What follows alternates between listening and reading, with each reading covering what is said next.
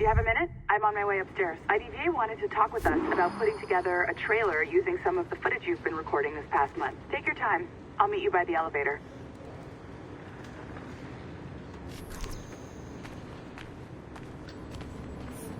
Yeah. Over here.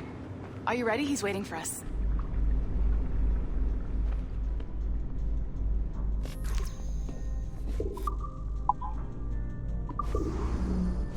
I just watched some of your footage from this week. It's amazing. Blackbeard was mental. And we all got so excited that we started talking about this idea for a trailer about him. Maybe start with him drinking, talking to some pirates, telling a story.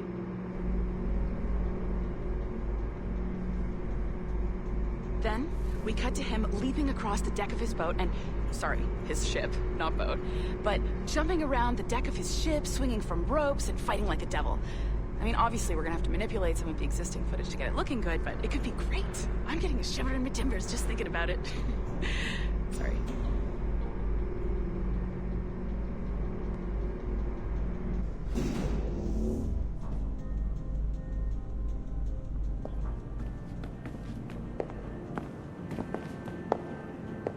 Bonjour, ça va? I hope we're not late. No, you can go right... Hi, Melanie. I saw you just walked in. I need a few minutes with you alone. Laetitia is on the phone and we're discussing the Canway project. Oh, yes, of course. Sorry about this. I'll call you when we're ready. Shouldn't be long. Hello? Hello? Do you have a second?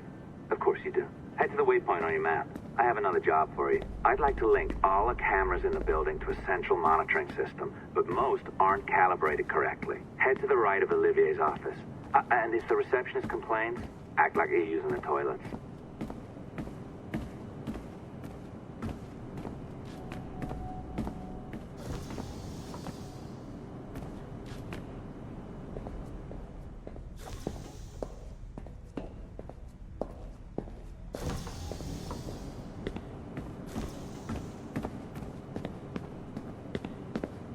Another locked door. Not a problem. Voila. You now have level 2 security clearance. I'll update your communicator.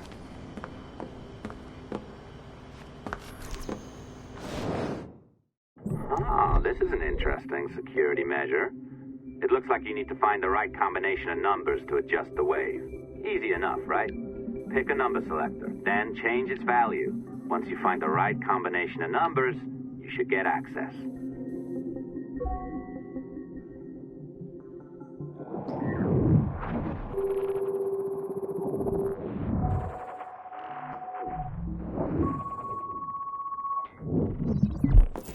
It works. And if we want information on assassins or Templars or the observatory or whatever the fuck else interests us, Olivier, you will deliver it. Full stop. Uh-huh. I understand that, Laetitia. I'm sorry if that came out wrong. We are not trying to be a bottleneck here, but we just don't have the resources right now to do 2 times the research. Finding that balance is your priority. Your entertainment products are simply a means to pay the bills for larger and more important work. That's the way the world works. Dirty money buys clean hospitals. You get it? We're on board, Letitia, rest assured. We have our best employee working on this, but it will take time. That means you. Good. And thank you. The both of you. I look forward to seeing what you deliver. Until then, I'll see you at the shareholders meeting, Olivier. Looking forward to it. Bye-bye. Tabarnak! It's a little too early for that kind of abuse, huh? Come on. So, what's next?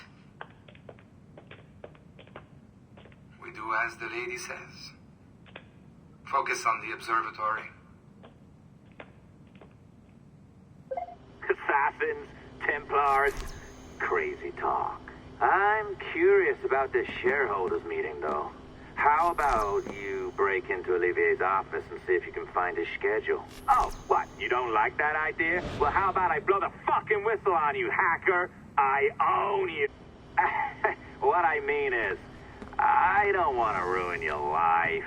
So, do as I say. Now, step over to the window.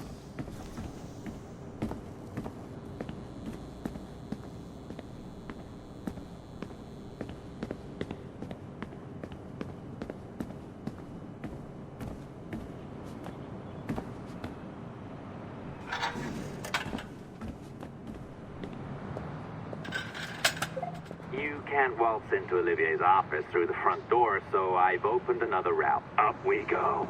Did you know that Abstergo was run by Templars? Oh, yes. Sounds like crackpot stuff, I know. But then again, the moon landing was faked, right? So, anything's possible.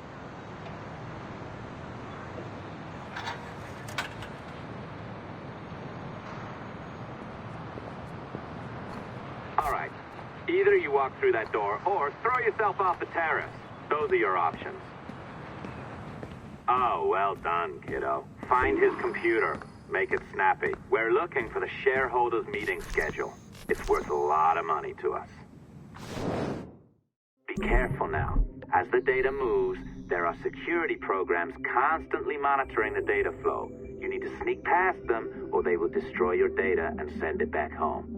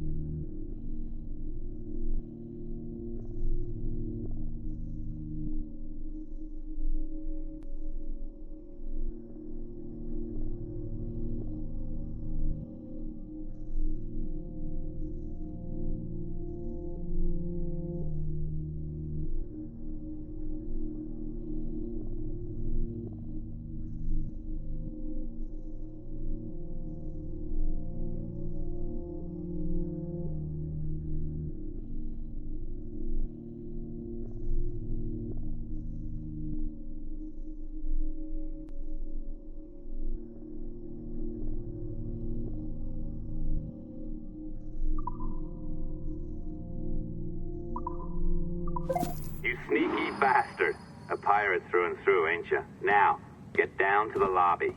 There's a courier waiting. Yeah, that's right. I've been planning this for a few hours. Now, wait. The receptionist. Hold on. I'll try something.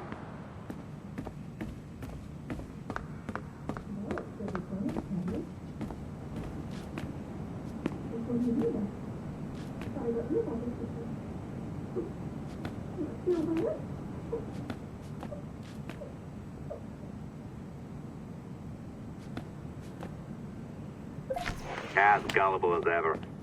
Now, hurry down to the lobby before I remotely detonate your earpiece. Don't even think about ratting me out. My tracks are covered. Yours ain't.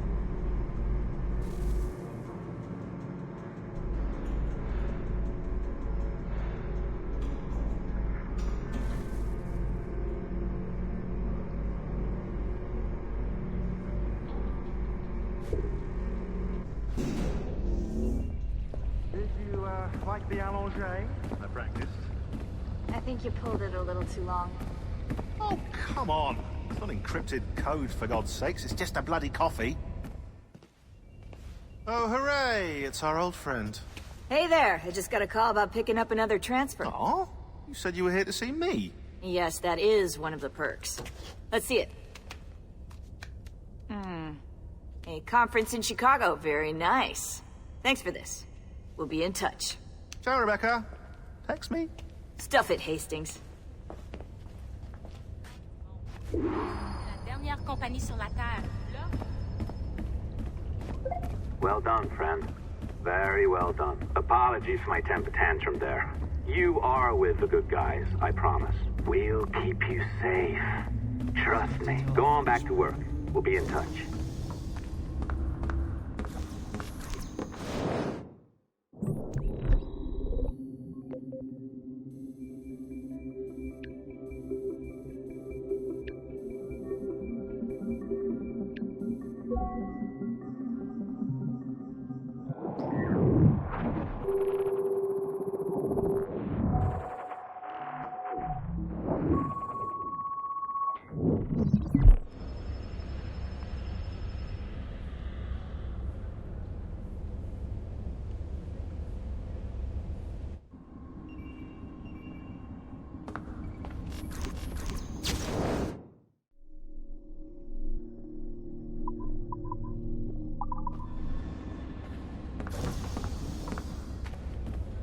Yeah, with the highest levels of security clearance.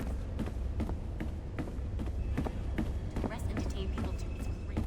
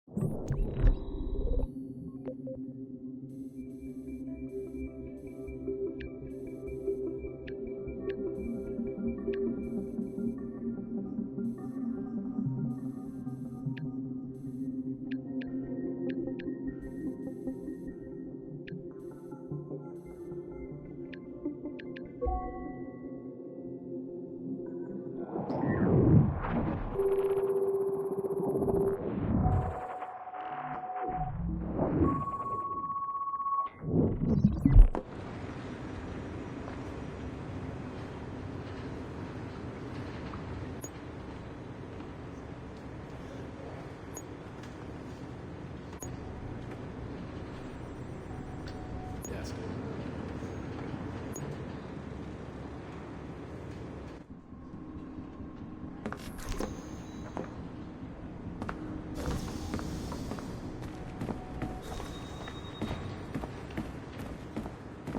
Yeah, just like...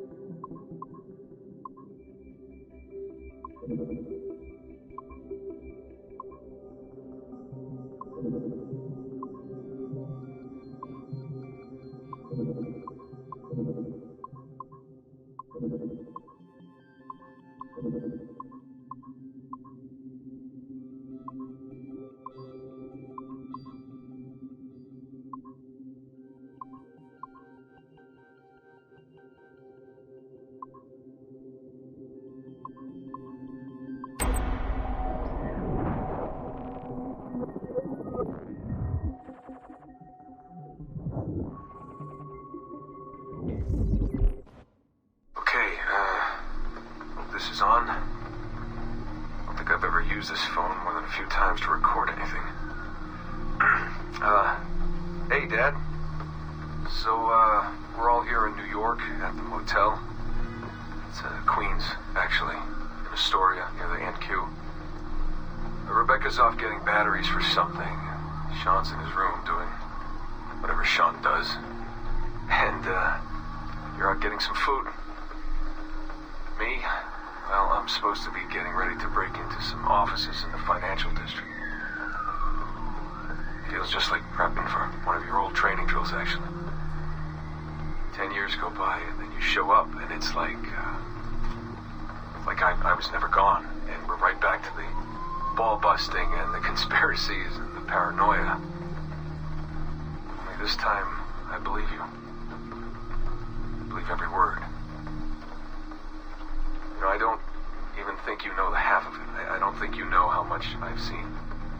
How much I've learned in just a few weeks. Everything, really. I feel like I've lived 1,000 years, or 10,000 maybe. It's impossible to explain. But when you see that much of the world through the eyes of so many, you can't help but be sad. And to see all these incredible, intelligent people fight the same battles, make the same mistakes over and over again. Because culture and knowledge and history, these things, they aren't passed on through our genes. Every kid on Earth needs to relearn the basics. How to live, how to survive, how to stand up for what's right. So much is lost in the transfer. So much is added every generation. It's a shame. I mean, over and over, everything must be learned again.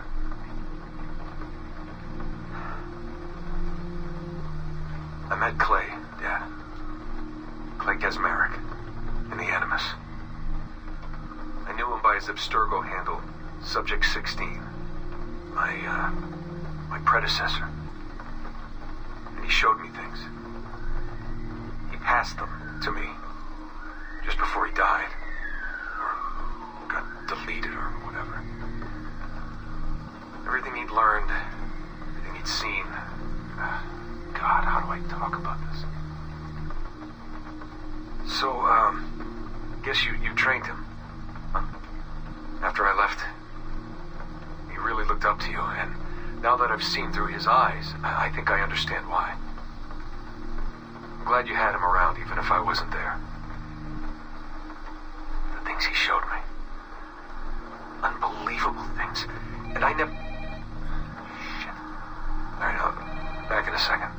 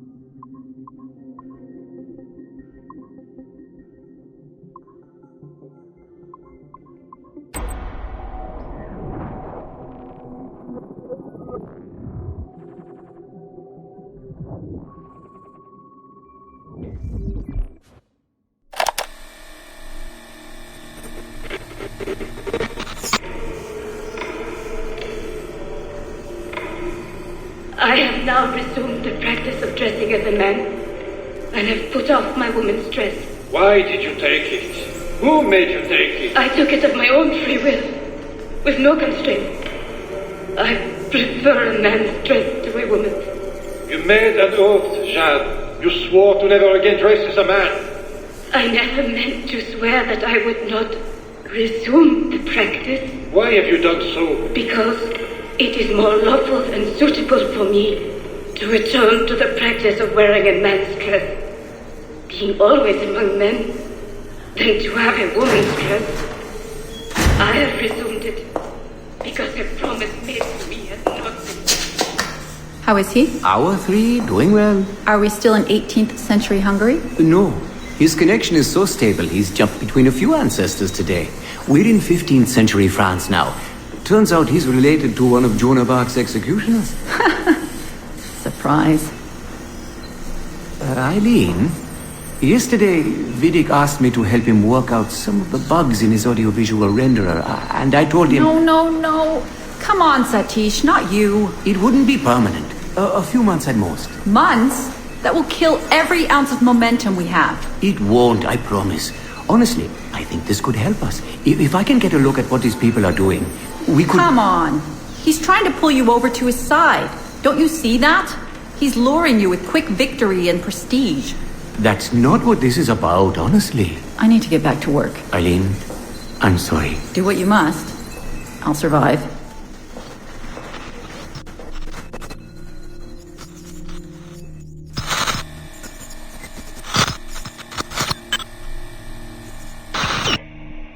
Surrogate Initiative, Test Session 32, April 2nd, 1981. Host Eileen Bach. DNA sample SB1970. Miriam, are you awake? What? Miriam, they're coming for me. Oh, is it guards? I see them from my window, amassing in the courtyard. My time is up. Basil, don't say this. You don't know that. Forgive me for this, Miriam. But I must tell you something. The artifact. We have it. But only Oscar and I know its location. Don't tell me. They will release you. Your family has connections. You must take the artifact and bring it to the assassins in Paris. Please don't. I don't want to know. It's safer if I don't. Hush now. If I die, knowledge of its location dies with me.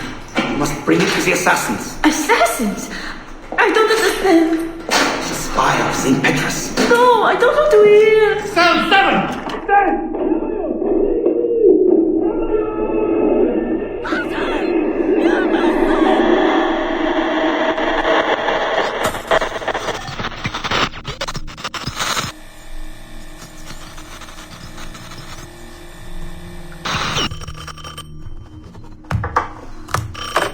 Hello? Eileen, hi. It's Carl. Carl, I know it's you. Sorry, you just sound exhausted.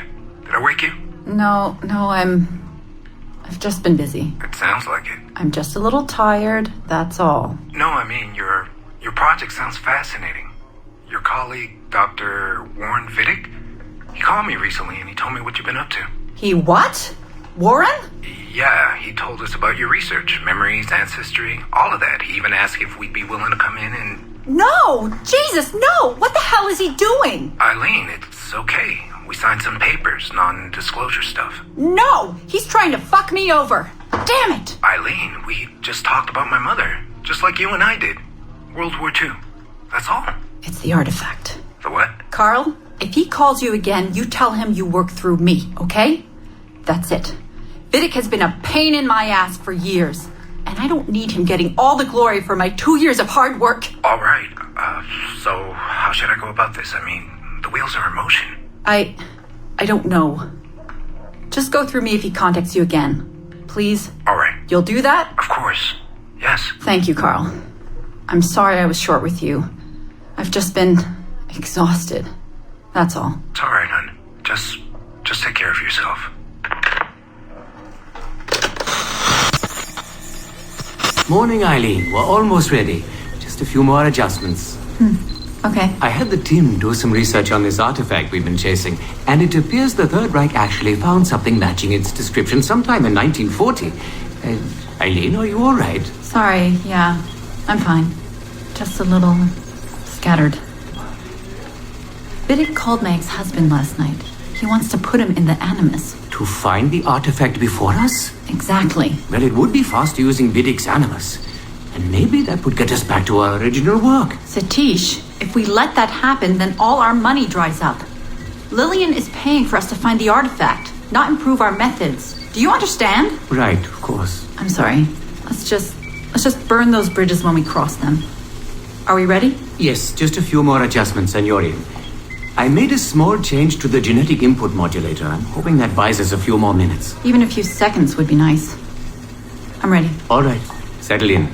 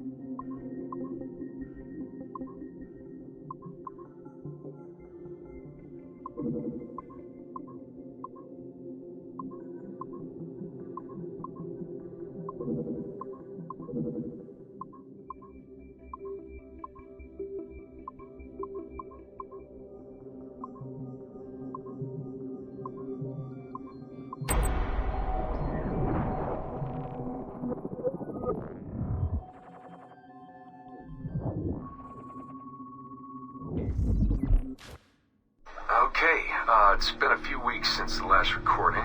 Sorry about that. Of course, I guess it's just a few seconds for you. I'll leap down the playlist. Anyway, I was talking about Clay. Casmeric, Subject 16. So, when I fell into a coma back in Italy and woke up in the Animus Black Room, it was, so calming. It felt like I had woken up into a dream. Haze. A dream where none of this mess had ever happened. Felt like I should just be getting ready for another day of pouring drinks at bad weather and another day of complaining about being between girlfriends and wondering what the hell to do with myself. But when I saw Clay just sitting there, it started to come back, you know, piece by piece. And when he told me about Lucy, fuck, you know, it hurt. You know, realizing that I killed her without thinking or feeling anything. Not at the time, anyway. Well, then things just kept piling on. There were more memories of Ezio and Altair and the first civilization. And then, right before he vanished, Clay passed on his memories to me. He showed me everything he had seen and lived through, and it was brief, but overwhelming. Not really sure how to explain. He saw glimpses of Adam and Eve and their escape from slavery. He saw the beginning and the end of the war between the first Civ and humans. He saw Minerva, and Juno, and Tinia trying to work out their calculations. At least that's what they called them. They had these tools, these powerful machines that could predict possible futures. Not what was going to happen, but what could happen. Probabilities. And, well, they spent a lot of energy trying to figure out what was the most likely scenario for the future. Theirs and ours. And in the end, I guess they figured I was their most likely candidate. Some guy named Desmond living at the beginning of the 21st century of the Common Era. But which Desmond was the right one? Because, you see, probability is a weird thing. It can branch out in so many ways. Which version of me did they need? Was it the Desmond who got married early and had a son? One who stayed single in New York? Or was it the Desmond who moved to San Francisco to be a waiter?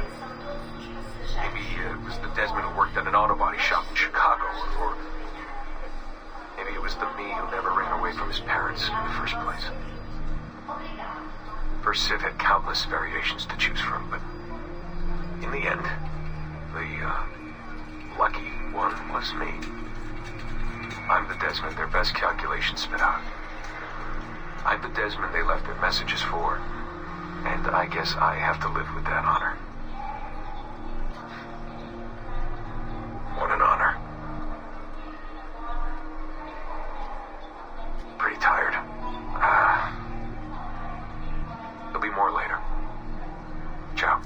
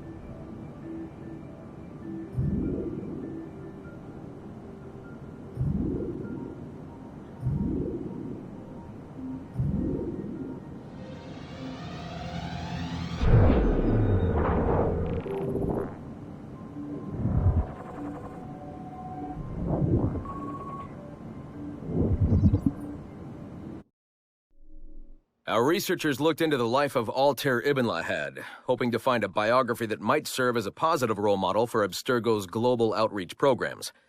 Unfortunately, this renegade assassin proved to be no such thing. In much of his footage, we see a man gleefully flouting some of his culture's most entrenched taboos with an arrogance that borders on messianic. Altair, no! This is not our way! To burn a man's body is forbidden! Many of our researchers felt that the arguments articulated by Altair's rival, a man known as Abbas, were clearer and more cogent than any we heard from Altair. I've recently put in a request that more effort be dedicated to locating one of Abbas's descendants, if any exist. It's clear to us that Altair's transgressions were the primary motivation behind the ultimate dissolution of his despicable order by the middle of the 13th century. We therefore strongly recommend a pass on this property, in favor of a more agreeable and inspiring figure from this era.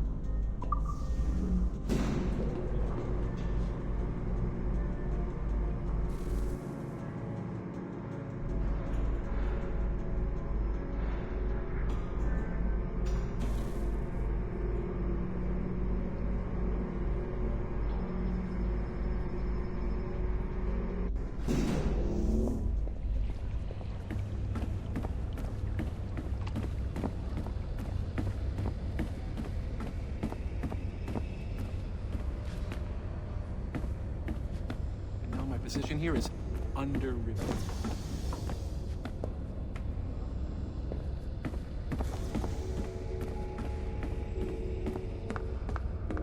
Abstergo actually has a legal right.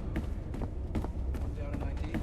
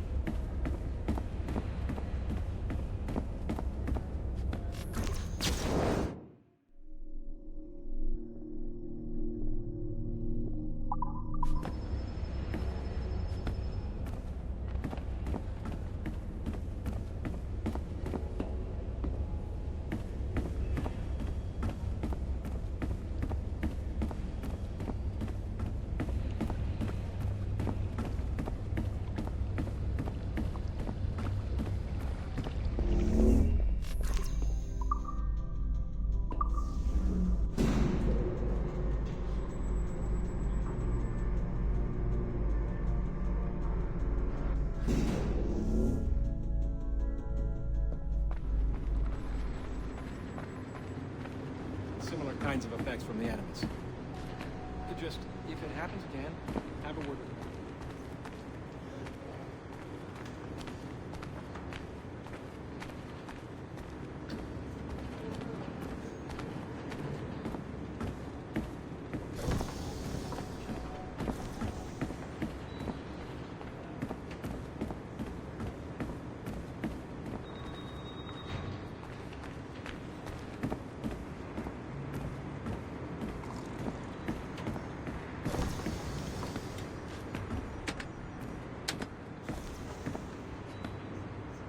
Why?